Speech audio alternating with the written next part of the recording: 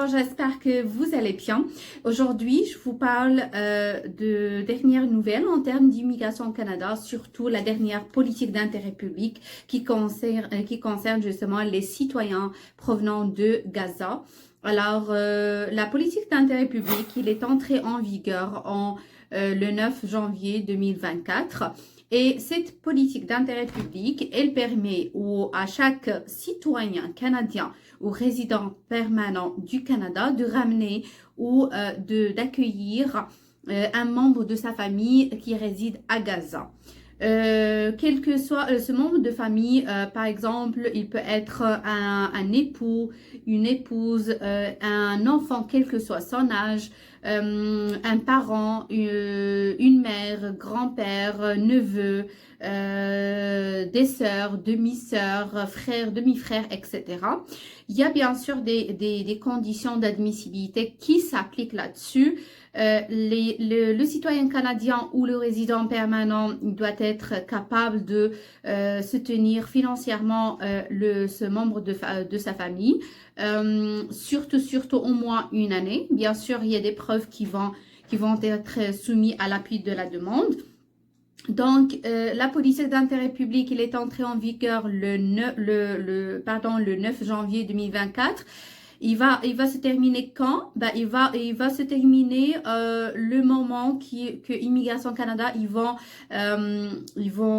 obtenir ou recevoir 1000 demandes, ou bien après un an à partir du moment du lancement de cette politique d'intérêt public.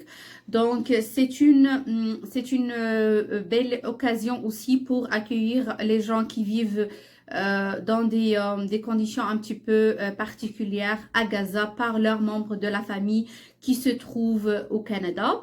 Le visa attribué, la durée de ce genre de visa sera 3 ans, ou bien maximum la durée du passeport de la personne. Le type de visa, ça va être un visa multiple entrée, c'est-à-dire la personne peut entrer et sortir du Canada tant que la date d'expiration ou le visa est valide. Je pense qu'on a fait le tour.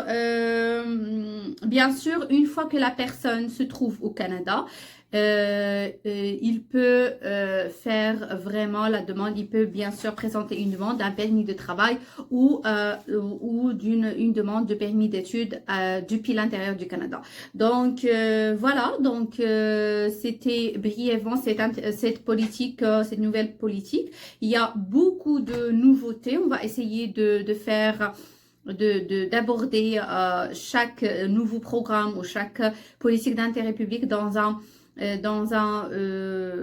une vidéo, d'accord? Donc si vous avez besoin de plus d'informations, si vous comprenez pas quelque chose au niveau de cette politique d'intérêt public, vous pouvez toujours nous écrire dans les commentaires.